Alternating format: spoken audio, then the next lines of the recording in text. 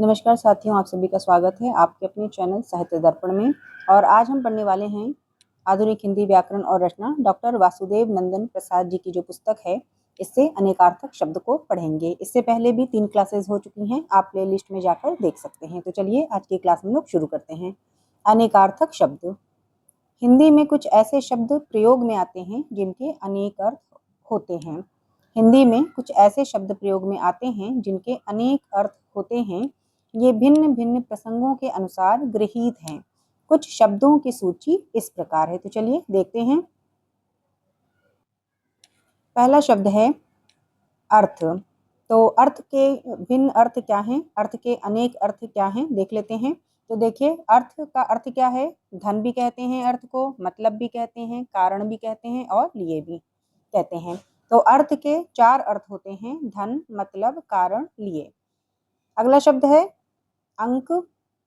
तो अंक के क्या क्या अर्थ हैं? गिनती के अंक, उन्हें भी अंक कहते हैं। नाटक के अंक को भी अंक कहते हैं। अध्याय, चिन्ह, संख्या और भाग्य को भी अंक कहते हैं। एक बार फिर से देखिएगा, अंक के अर्थ क्या क्या हैं? गिनती के अंक, नाटक के अंक, अध्याय, चिन्ह, संख्या और भाग्य। अगला शब्द है अक्ष। अगला शब्द है अक्ष। अक्ष के अर्थ क्या क्या हैं? आंख, सर्प, ज्ञान, मंडल, रथ, चौसर का पासा, इसे भी अक्ष कहते हैं। धुरी, पहिया, आत्मा, कील। एक बार फिर से देखिएगा, अक्ष के क्या क्या अर्थ हैं? आंख, सर्प, ज्ञान, मंडल, रथ, चौसर का पासा, धुरी, पहिया, आत्मा, कील। अगला शब्द देखते हैं क्या है। अगला शब्द है अक्षर। तो अक्षर का देख लेते हैं। अक्षर का देखिए क्या है। ब्रह्मा, विष्णु, अकारादि, वर्ण, शिव, धर्म, मोक्ष, गगन, सत्य, जल, तपस्या इत्यादि। एक बार फिर से देखते हैं अक्षर के अनेक अर्थ क्या क्या हैं। ब्रह्मा, विष्णु, अकारादि, वर्ण, शिव, धर्म, मोक्ष, गगन, सत्य, जल, तपस्या इत्यादि। अगला देख लेते हैं। अगला शब्द है अपवाद। अपवाद के अर्थ हैं कलंक। कलंक को भी अपवाद कहते हैं। वह प्रचलित प्रसंग जो नियम के विरुद्ध हो। तो वह प्रचलित प्रसंग जो नियम के विरुद्ध हो उसको अपवाद कहेंगे और कलंक को भी अपवाद कहेंगे। अगला है अंबर। तो अंबर के क्या अर्थ हैं? आकाश को भी कहते हैं अंबर और कपड़े को भी कहते हैं अंबर। तो ध्यान रखेंगे, आकाश और कपड़ा ये क्या कहलाता है? अंबर कहलाता है। अगला शब्द है अतिथि। अतिथि के अर्थ हैं मेहमान, साधु, यात्री, अपरिचित व्यक्ति, यज्ञ में सोमलता लाने वाला, अग्नि, राम का पोता या कुश का बेटा, तो उसे भी अतिथि कहेंगे। राम का पोता या कुश का बेटा, तो इसे भी अतिथि कहेंगे। मेहमान, साधु, यात्री, अपरिचित व्यक्ति और यज्ञ में सोमलता लाने वाला, इन सभी को अतिथि कहेंगे। अगला शब्द है अमृत। तो अमृत के अर्थ क्या क्या हैं? स्वर्ण है, जल, पारा, दूध, अन्न इत्यादि। तो अमृत के अनेक अर्थ क्या क्या हैं? स्वर्ण, जल, पारा, दूध, अन्न इत्यादि। अगला शब्द है अरुण। अरुण का देखते हैं। अरुण के क्या अर्थ हैं? लाल, सूर्य, सूर्य का सारथी इत्यादि। फिर से देखिए, अरुण के अर्थ क्या क्या हैं? लाल, सूर्य, सूर्य का सारथी इत्यादि। अगला शब्द है अपेक्षा।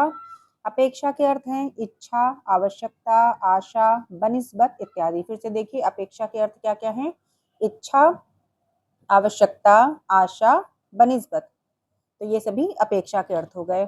अगला शब्द है आपत्ति। तो आपत्ति को और क्या कहेंगे? विपत्ति भी कहेंगे और ऐतराज भी कहेंगे। तो आपत्ति का अर्थ विपत्ति भी हो जाएगा और ऐतराज भी हो जाएगा।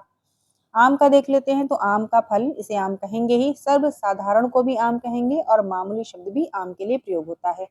तो आम का फल, सर्वसाधारण और मामूली, इन तीनों का ही अर्थ जो होगा वो होगा आम। अगला शब्द है उत्तर। उत्तर का देख लेते हैं। तो देखिए, उत्तर का क्या हो जाएगा? उत्तर दिशा, जवाब, हल इत्यादि। तो तीनों ही अर्थ में क्या हो जाएगा? उत्तर दिशा, जवाब और हल को क्या कहेंगे? उत्तर कहेंगे। अगला शब्द है कनक। कनक का अर्थ है धतूरा और सोना। तो कनक धतूरे को भी कहेंगे और सोने को भी कहेंगे। अगला शब्द है कला। कला के अर्थ हैं अंश, किसी कार्य को अच्छी तरह करने का कौशल, तो ये भी कला कहलाएगा। अंश को भी कला कहेंगे, ध्यान रखेंगे, अंश को कला कहेंगे, और किसी कार्य को अच्छी तरह करने के कौशल को भी कला कहेंगे। अगला शब्द है केवल। केवल का हो जाएगा एकमात्र और विशुद्ध ज्ञान, तो यहाँ पे ध्यान रखेंगे कि एकमात्र का अर्थ क्या है, केवल है, और विशुद्ध ज्ञान को भी केवल कहेंगे। अगला शब्द है कर। अगला शब्द है कर, तो कर का क्या अर्थ है, हाथ, हाथ को कर कहते हैं, सूड़ को कर कहते हैं, किरण को भी कर कहते हैं, और टैक्स को भी कर कहते हैं। तो कर के क्या क्या अर्थ हैं, हाथ, सूंड, किरण और टैक्स। फिर अगला शब्द है कोट। तो पहनने का कोट और किला, तो पहनने के कोट को कोट कहते हैं, सभी लोग जानते हैं, लेकिन किले को भी कहते हैं, तो किले को भी कोट कहते हैं, ये ध्यान रखना है। अगला शब्द है कर्ण। तो कर्ण क्या है, एक नाम भी है, और कर्ण कान को भी कहते हैं, तो ध्यान रखेंगे, कर्ण मतलब एक नाम है और कान को भी कहते हैं। फिर अगला शब्द है कोटि। कोटि का देखिए अर्थ क्या होगा, धनुष का सिरा, इसको कोटि कहेंगे, श्रेणी को भी कोटि कहेंगे, और करोड़ को भी कोटि कहेंगे, तो ये 3 अर्थों में प्रयोग होता है। धनुष का सिरा, श्रेणी और करोड़, इन तीनों में ही कोटि कोटि शब्द आएगा। धनुष का सिरा, श्रेणी और करोड़। फिर अगला शब्द है कुशल। तो कुशल का क्या अर्थ है, खैरियत और चतुर। कुशल का अर्थ क्या है, खैरियत और चतुर। अब देख लेते हैं खर। खर का अर्थ है दुष्ट, गधा, तिनका, और एक राक्षस को भी खर कहते हैं। दुष्ट, गधा, तिनका, एक राक्षस, तो ये क्या हो जाएगा, खर हो जाएगा। अगला शब्द है खग। खग कहेंगे पक्षी को, तारे को भी खग कहते हैं, गंधर्व को भी खग कहते हैं, और बाढ़ को भी खग कहते हैं। देख लेते हैं एक बार फिर से। तो खग का अर्थ क्या क्या हो जाएगा, पक्षी, तारा, गंधर्व और बाढ़ हो जाएगा। अगला शब्द है खल।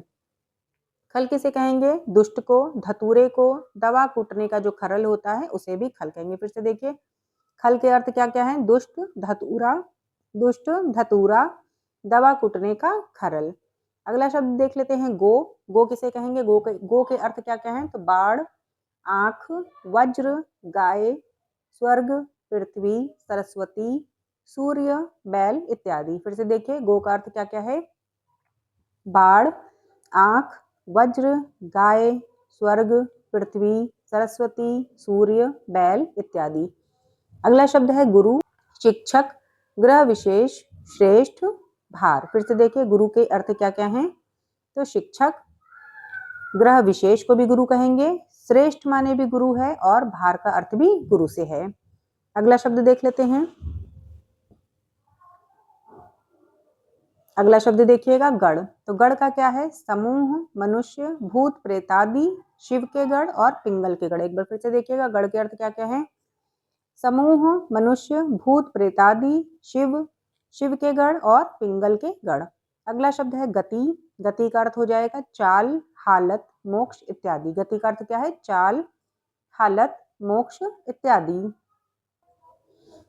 घन का अर्थ देखते हैं क्या क्या है, बादल, अधिक, घना, जिसमें लंबाई, चौड़ाई और मोटाई बराबर हो। तो देखिए फिर से, घन का अर्थ क्या क्या है, बादल को भी घन कहते हैं, अधिक को भी घन कहते हैं, घना को भी घन कहेंगे, और जिसमें जिसमें लंबाई, चौड़ाई और मोटाई बराबर हो उसको भी घन कहेंगे। अगला शब्द है जीवन। जीवन का अर्थ है जल, प्राण और जीवित। तो जल को भी जीवन कहेंगे, प्राण को भी जीवन कहेंगे, और जीवित को भी जीवन कहेंगे। अगला शब्द है जलज। जलज का अर्थ क्या क्या है, कमल, मोती, शंख, मछली, चंद्रमा, सेवार। फिर से देखिए, जलज का अर्थ क्या क्या है, कमल, मोती, शंख, मछली, चंद्रमा, सेवार। और जलधर का अर्थ क्या है, तो बादल और समुद्र। तो बादल और समुद्र किस अर्थ में आते हैं, जलधर के अर्थ में। अगला शब्द है जाल। जाल का अर्थ है फरेब, बुनावट और जाला। फिर से देखिए, जाल का अर्थ क्या है, फरेब, फरेब को जाल कहेंगे, बुनावट को भी जाल कहेंगे, और जाला जो है इसे भी जाल कहेंगे। द्रव्य का देख लेते हैं। द्रव्य का अर्थ क्या है, तो वस्तु और धन। वस्तु को भी द्रव्य कहेंगे और धन को भी द्रव्य कहेंगे। तो द्रव्य का अर्थ 2 तरीके से, वस्तु और धन। अगला शब्द है तारा। तारा का अर्थ क्या है, आंख की पुतली, नक्षत्र, बाली की स्त्री और बृहस्पति की स्त्री।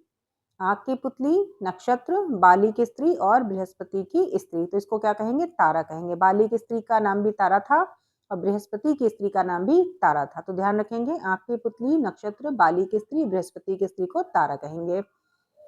अगला शब्द है दंड। दंड का अर्थ क्या हो जाएगा? डंडा और सजा। अगला शब्द है धन। धन का अर्थ है संपत्ति और योग। और धर्म का अर्थ क्या है? तो धर्म का अर्थ है प्रकृति, स्वभाव, कर्तव्य, संप्रदाय। फिर से देखेंगे, धर्म का अर्थ क्या है?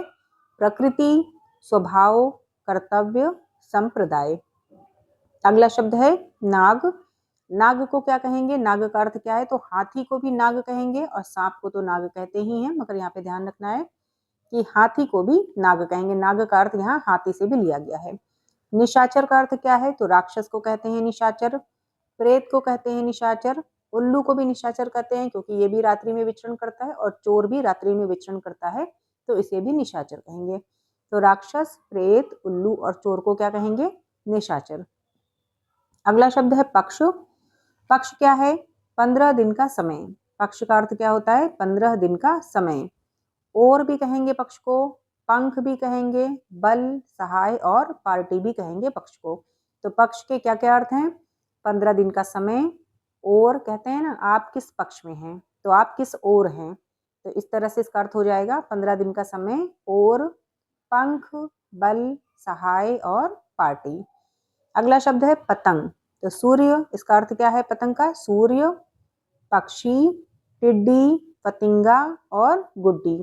तो पतंग के अर्थ क्या क्या हैं? सूर्य, पक्षी, टिड्डी, पतिंगा और गुड्डी। अगला शब्द देख लेते हैं पत्र। पत्र का अर्थ क्या हो जाएगा? पत्ता, चिट्ठी, पंख। तो पत्ता को भी पत्र कहेंगे, चिट्ठी को भी पत्र कहेंगे और पंख को भी पत्र कहेंगे। यहाँ पे ध्यान रखना है कि पंख हम लोगों ने पक्ष में भी पढ़ा था और पंख हम लोग पत्र में भी पढ़ रहे हैं। तो 2 जगह पंख शब्द आया है, पक्ष का भी अर्थ पंख है और पत्र का भी अर्थ पंख है, यहाँ पे ध्यान रखेंगे। अगला शब्द है पेय। पेय किसे कहेंगे? दूध को भी कहेंगे और पानी को भी कहेंगे। तो पेय का 2 अर्थ है, दूध और पानी। अगला शब्द है पृष्ठ। पीठ, पन्ना और पीछे का भाग, ये 3 अर्थ में है पृष्ठ। पीठ को भी पृष्ठ कहेंगे, पन्ने को भी पृष्ठ कहेंगे और पीछे के भाग को भी पृष्ठ कहेंगे। तो ये 3 अर्थों में है। अगला शब्द है पानी। पानी का भी देखिए 3 अर्थ है, जल, इज्जत और चमक। पानी का 3 अर्थ क्या है? जल है, इज्जत है और चमक है। अगला शब्द है प्रभाव। प्रभाव का अर्थ क्या क्या है? सामर्थ्य, असर, महिमा, दबाव। फिर से देखते हैं प्रभाव का अर्थ क्या क्या है? सामर्थ्य, असर, महिमा और दबाव। अगला शब्द है बलि। तो बलि का अर्थ क्या है? राजा बलि। राजा बलि भी हैं जिनको बलि कहते हैं। तो बलि का अर्थ क्या हो गया? एक हो गया राजा बलि, दूसरा हो गया बलिदान। बलिदान को भी बलि कहेंगे, एक ये भी अर्थ है इसका। उपहार को भी देखिए बलि कहते हैं। तो ध्यान रखेंगे, राजा बलि, बलिदान, उपहार और कर इत्यादि। तो राजा बलि, बलिदान, उपहार, कर इत्यादि, तो ये सब बलि के अर्थ हो गए। अगला शब्द है बल। बल के 2 अर्थ हैं, सेना और शक्ति। महावीर के देखिए अर्थ क्या हो जाएंगे? तो हनुमान को भी महावीर कहेंगे, बहुत बलवान को भी महावीर कहेंगे और जैन तीर्थंकर को भी महावीर कहते हैं। तो यहाँ पे इसके 3 अर्थ हो गए महावीर के, हनुमान, बहुत बलवान और जैन तीर्थंकर। अगला शब्द है मधु। मधु के क्या क्या हैं अर्थ? तो देखते हैं मधु के अर्थ क्या क्या हैं। शहद, शराब, वसंत ऋतु। मधु के अर्थ क्या क्या हैं? शहद, शराब, वसंत ऋतु। मूक का क्या है? तो मूक का अर्थ हो जाएगा गूंगा, चुप, विवश। मूक का अर्थ क्या हो जाएगा? गूंगा, चुप और विवश। फिर अगला शब्द है फल। फल का हो जाएगा नतीजा, पेड़ का फल, नतीजा, पेड़ का फल, इसे कहेंगे फल। मित्र का अर्थ है दोस्त, सूर्य, प्रिय, सहयोगी। मित्र का क्या है? दोस्त, सूर्य, प्रिय और सहयोगी। अब देख लेते हैं मूक का क्या हो जाएगा? गूंगा। मूक का अर्थ क्या है? गूंगा, चुप, विवश। मूक का अर्थ क्या है? गूंगा, चुप और विवश। हरि का देख लेते हैं। देखिए हरि के कई सारे अर्थ हैं, तो देख लेते हैं हरि का अर्थ क्या क्या है, हरि किन किन अर्थों में प्रयोग किया जाता है। तो देखिए हरि का विष्णु, इंद्र, सर्प, मेढक, सिंह, घोड़ा, सूर्य, चांद, तोता, वानर, यमराज, हवा, ब्रह्मा, शिव, किरण, कोयल, हंस, आग, पहाड़, हाथी, कामदेव, हरा रंग इत्यादि। तो देखिए यहाँ पे हरि के बहुत सारे अर्थ हैं, एक बार फिर से पढ़ लेते हैं। हरि के अर्थ क्या क्या हैं? विष्णु, इंद्र, सर्प, मेढक, सिन्न, घोड़ा, सूर्य, चांद, तोता, वानर, यमराज, हवा, ब्रह्मा, शिव, किरण, कोयल, हंस, आग, पहाड़, हाथी, कामदेव, हरा रंग इत्यादि। अगला शब्द देख लेते हैं शिव। तो शिव का अर्थ क्या है? मंगल, महादेव और भाग्यशाली। फिर से देखिए, शिव का 3 अर्थ है, मंगल भी कहते हैं, महादेव भी कहते हैं और भाग्यशाली भी। अगला शब्द है शुद्ध। शुद्ध का अर्थ है पवित्र, ठीक, जिसमें मिलावट ना हो। शुद्ध का अर्थ क्या है? पवित्र। ठीक को भी देखिए शुद्ध कहते हैं यहाँ पर, और जिसमें मिलावट ना हो उसे तो शुद्ध कहते हैं। तो पवित्र और जिसमें मिलावट ना हो ये सभी को पता है, लेकिन ठीक का अर्थ भी यहाँ पर शुद्ध से लिया गया, ये ध्यान रखना है। अगला शब्द है सुधा। सुधा का क्या अर्थ है? अमृत और पानी। तो अमृत और पानी को क्या कहते हैं? सुधा। अगला शब्द है सर। तो सर का देखिए क्या है? तालाब है, सिर है और पराजित है। तो सर और सिर ये एक अर्थ हो गया। सर और सिर क्योंकि मिलता जुलता है तो ध्यान रखेंगे। तो सर को तालाब तो कहते ही हैं, लेकिन सर और सिर मिलता जुलता है ये ध्यान रखेंगे, और पराजित भी कहते हैं, ये ध्यान रखेंगे। अगला शब्द है स्थूल। स्थूल का क्या हो जाएगा? मोटा, सहज में दिखाई देने या समझ में आने योग्य। स्थूल का अर्थ क्या है? मोटा और सहज में दिखाई देने या समझ में आने योग्य। अगला शब्द है सेहत। सेहत का क्या हो जाएगा? सुख, स्वास्थ्य, रोग से छुटकारा। सेहत का अर्थ क्या है? सुख, स्वास्थ्य, रोग से छुटकारा। फिर अगला शब्द है हंस। हंस का क्या है? प्राण। हंस का क्या है? प्राण, पक्षी विशेष, हस्ती। फिर से देखिएगा, हंस का क्या है? हंस के 2 अर्थ है, प्राण है, पक्षी विशेष है। हंस का क्या है? प्राण है और पक्षी विशेष है। अब देख लेते हैं हरकत शब्द जो है इसके क्या अर्थ हैं। तो हरकत का हो जाएगा गति, चेष्टा, नटखटपन। हरकत के अर्थ क्या क्या हैं? गति, चेष्टा और नटखटपन।